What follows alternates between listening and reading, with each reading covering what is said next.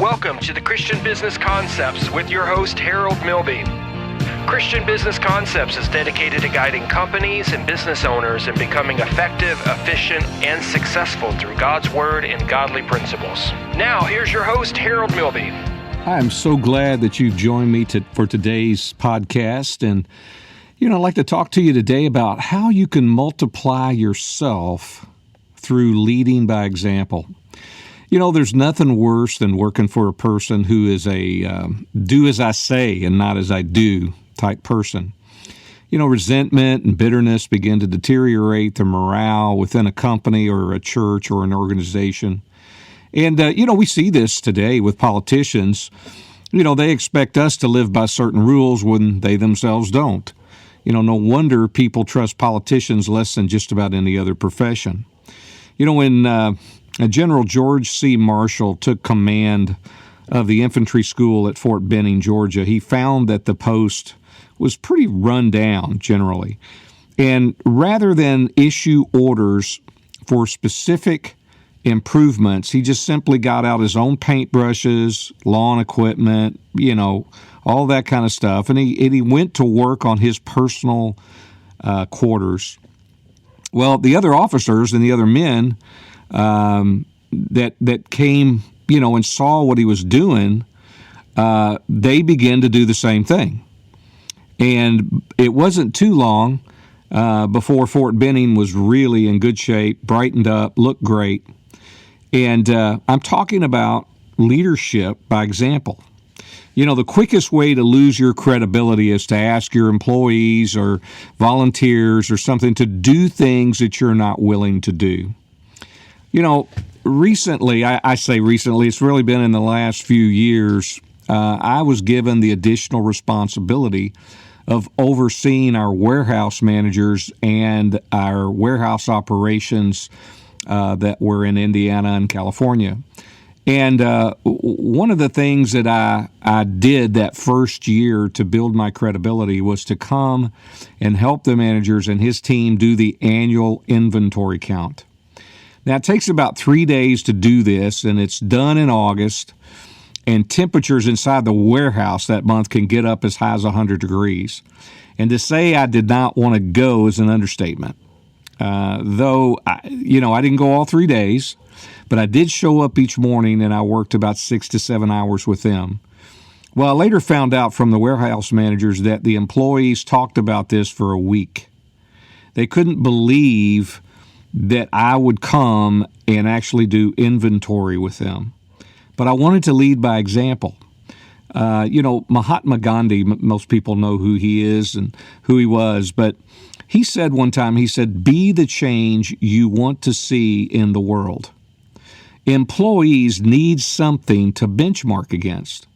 They need to see examples of the work behavior that we as leaders want them to emulate.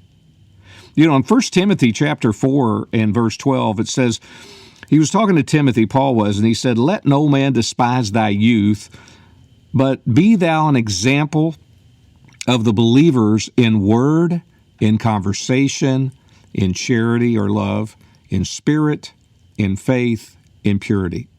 He was trying to tell Timothy, lead by example. In the book of Philippians chapter 4 and verse 9, it says, those things which you have both learned and received and heard and seen in me, do, and the God of peace shall be with you. So what he was saying to the church at Philippi was, look what I did. Learn from me. I tried to lead by example, so therefore you do the same. So what leaders and bosses don't understand is that by being a bad role model, abusing power, not following the same rules and regulations you're asking other people to follow, it's going to cause a lack of respect and resentment in you as their leader. In short, they'll only follow you if they absolutely have to because of your position. President Eisenhower, and I love this story, but President Eisenhower, he was always known for sharing his insights on leadership by placing a small string on a table. And pushing the string, he would say, see how the string bunches up and comes to a stop when I push it. Then he would pull the string on the table and say, but when I get in front and pull it, it follows wherever I go. And this is what leading by example is. It's getting out in front and being the example. You know, you have to prepare yourself to be the example by not thinking of yourself as all that. You know, there's that saying, you're not all that in a bag of chips. Well, let's just be honest. You know, you put your pants on like everybody else does. You're a human being like everybody else. You may have a different position, but let's understand something. The only reason that you are their boss or that leader is because you have put yourself through your good work or through example or however you got there, because you've put yourself in that position. But you've got to understand that you've got to be prepared in your heart of hearts to lead with example. Now, here's a wisdom seed. Being a good leader is about what you do, not who you are. Your title or position doesn't mean you're a good leader. To become a good leader, you've got to learn to lead by example. You know, consciously looking for ways to be a good example. I'm not just talking about, you know, thinking about being a good example. I'm not just talking about if it happens, it happens. I mean, consciously look for ways to be a good example. You know, one day I was out walking the parking lot, and there was some paper on the ground, and I noticed 2 or 3 people going in the office that day, and they just walked over it. They didn't pick it up. Well, I stopped, and I picked up that piece of paper, and I want you to know somebody had been watching me. And they came to me, and they said, you know, I was just going to watch and see if you picked up that piece of paper.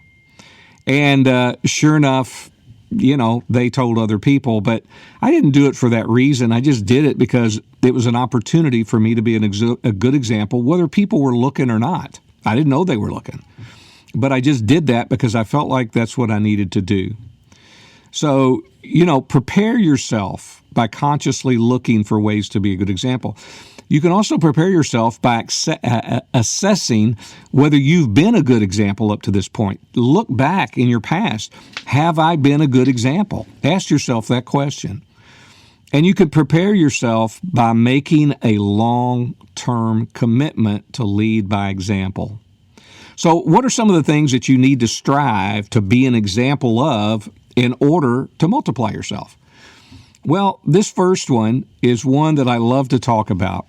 And, you know, I hope you'll get as much out of it as I have over my life. But my first thing, or the first topic that you need to lead by example of is your attitude. You know, many of you may not have heard of him, but there's a Christian author and teacher by the name of Chuck Swindoll.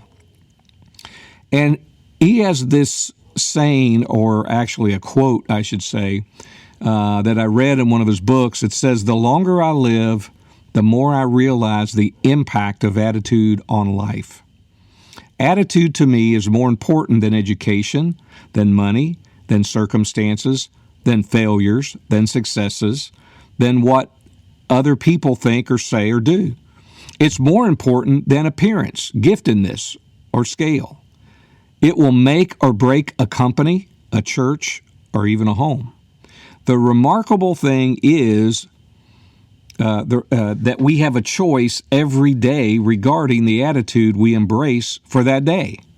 We cannot change our past. We cannot change the fact that people act in a certain way. We cannot change the inevitable. The only thing we can do is play on the one string we have, and that is our attitude. And he goes on to say this, and this is the quote I use all the time. I am convinced that life is 10% what happens to me and 90% how I react to it. So it is with you. We are in charge of our attitudes. You know, attitude is one of the few things in life we can control. You know, I love flying. I'm not a pilot, but I enjoy going up if somebody has an airplane. Our company has a jet. I've been up on the company jet. In the cockpit, there's all kinds of gauges and everything. But there are two gauges that are particularly important. One is the altimeter, which tells you your altitude, how far off the ground that you are. And the other is the attitude. Now, the attitude gauge lets you know the position of the nose of the plane in relation to the horizon. So if the attitude is up, then the plane climbs higher and increases its altitude. But if it's pointed below the horizon or down, it begins to lose altitude. Now, this same principle works in people's lives. When their attitude is up, they can soar. But if their attitude is negative or down, then they are on their way down, and the results are normally not good. Because, see, your attitude affects a lot of things. Your attitude affects how you handle problems and conflicts. It affects your relationships. It affects your inspiration. It affects your confidence, for sure. And your attitude affects your stress level. And it affects your energy level. So what are some action steps that you can take to help develop a positive attitude? Well, first of all, smile. I tell salespeople all the time when they make phone calls, smile when you're talking on the phone. Because I'll be honest with you, you can hear somebody smiling on the other end. It just really helps your attitude, but it helps the attitude of the person listening to you on the other end of the phone. So start your day by smiling in the mirror. Share your smile with other people during the day. I really practice this. I go into a store, I go into the gas station, I go into a restaurant. I really try to meet people with a smile. The other thing that you can do is dress for success and a positive attitude. Exercise daily. Get some exercise in. It makes you feel better. Gives you a better attitude, gives you a better attitude about life, about your person. Why don't you focus on the future and not the past? Look, you can't do anything about your past. You can't do a thing. But you can do something about your future. So start developing these things, and that'll help you increase and develop your positive attitude. The other thing that you can do is believe in yourself. And I'm not going to take the time to get into that, but if you struggle with that, there's lots and lots of material out there. I encourage you to read self-help books. I've always shared with you the importance of having a growth plan for your life personally. And find those things in your life. If you struggle with attitude, I gave a couple of books on attitude to somebody that is a very, very special person in my life because they had struggled with attitude. And that book, they said, has changed their complete outlook on life. That's what you want to do with your attitude because it'll give you a better outlook. Begin to speak positively. Somebody said, well, I feel horrible.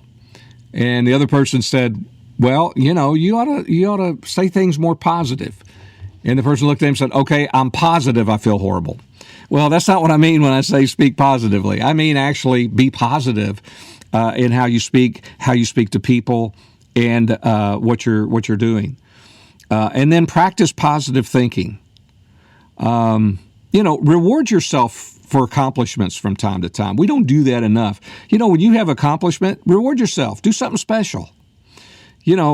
Practice a life of gratitude. Be grateful. Just practice that life of gratitude. I'm telling you, it'll really help turn your attitude around. Here's another wisdom seed. Your attitude can determine your success. Let me say it again. Your attitude can determine your success. I've never known very many people to be successful and just have a bad attitude. It just doesn't happen. And here are just a few things that I've learned about the importance of attitude. Like enthusiasm, your attitude is contagious. Here's another one. You will change your attitude when you decide you really want to. Your attitude will either help you or hurt you. Your attitude is more important to your success than your gifts, your talents, and your abilities. The world around you will change once your attitude changes. And then what you allow your mind to think on determines your attitude. Look at Philippians chapter 4, verse 8. He says, finally, brethren, whatsoever things are true, whatsoever things are honest, whatsoever things are just, whatsoever things are pure, whatsoever things are lovely, whatsoever things are of a good report, if there be any virtue, if there be any praise, think on these things. So what you allow your mind to think on determines your attitude. Now, your attitude can either attract people, the right people in your life, or it'll repel the right people in your life. Because if you've got a good attitude, you attract people who have a good attitude, and that's who you want to be a part of your life.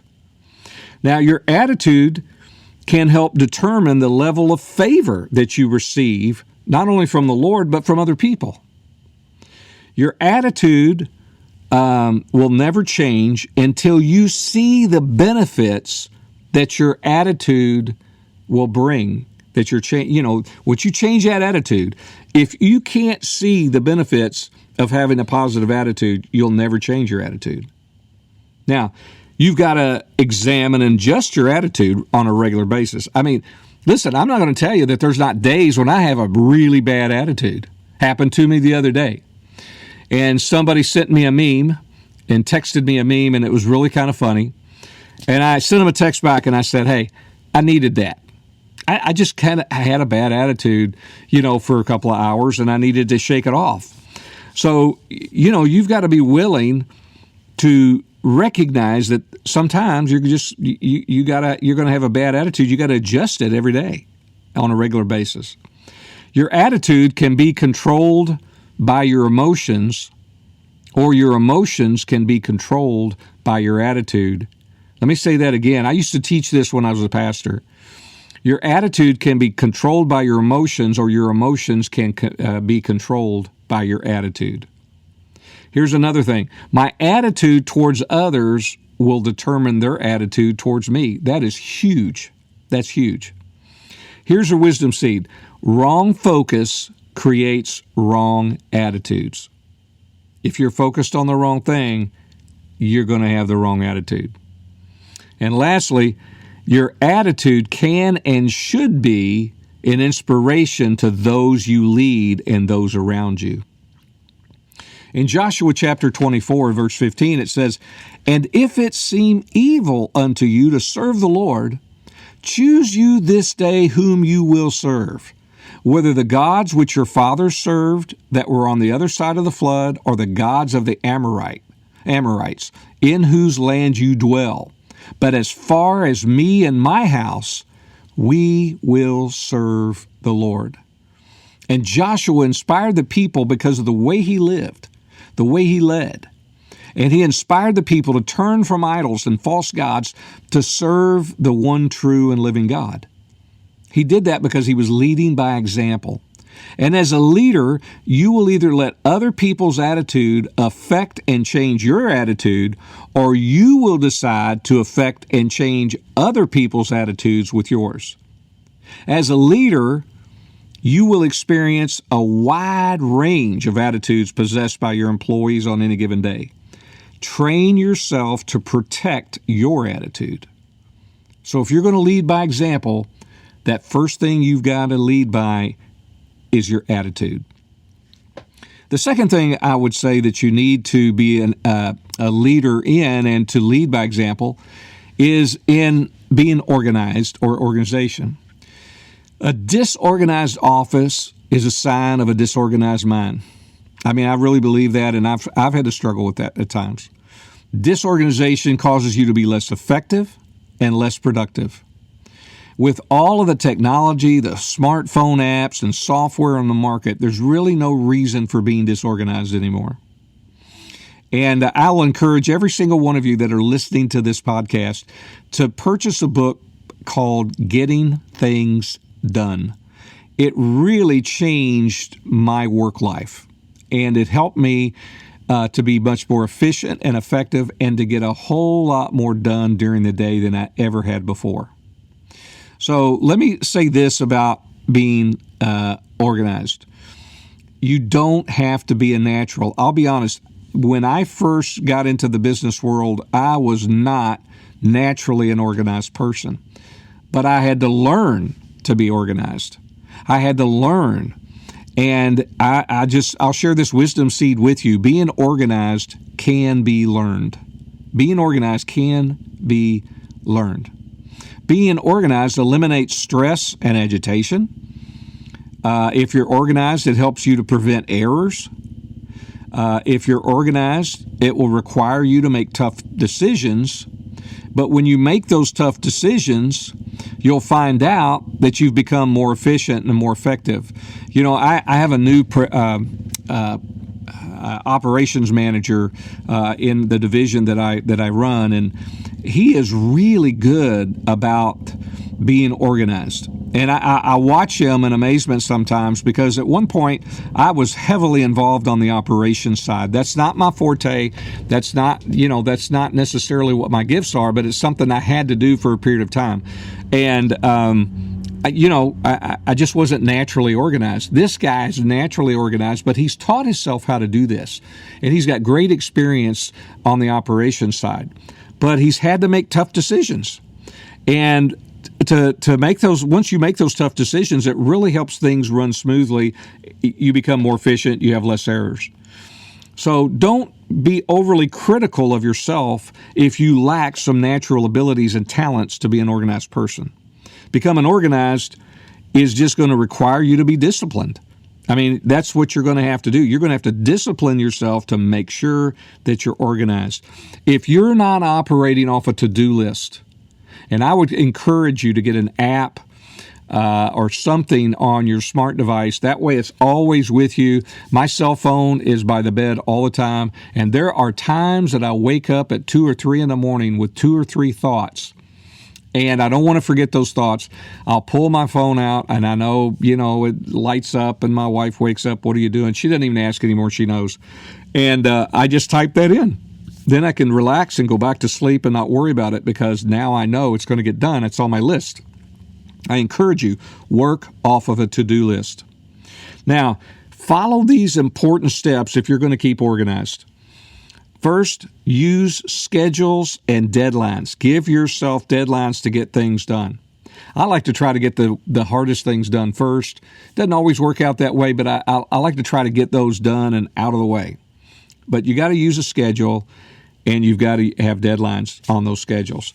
Keep good notes. The one thing I've always tried to get away from handwritten notes and things like that, but and try to be digital. But to be honest, I like to have a notebook that I have in my office, in my briefcase. It goes with me wherever I go, and I use it kind of as a diary of things that I had to do, so that I can refer back to that and say, oh yeah, I remember I did that on this date, and I date each page so that I can go back and find maybe some important information or something that I wrote down. So I still have some written notes, but keep good notes.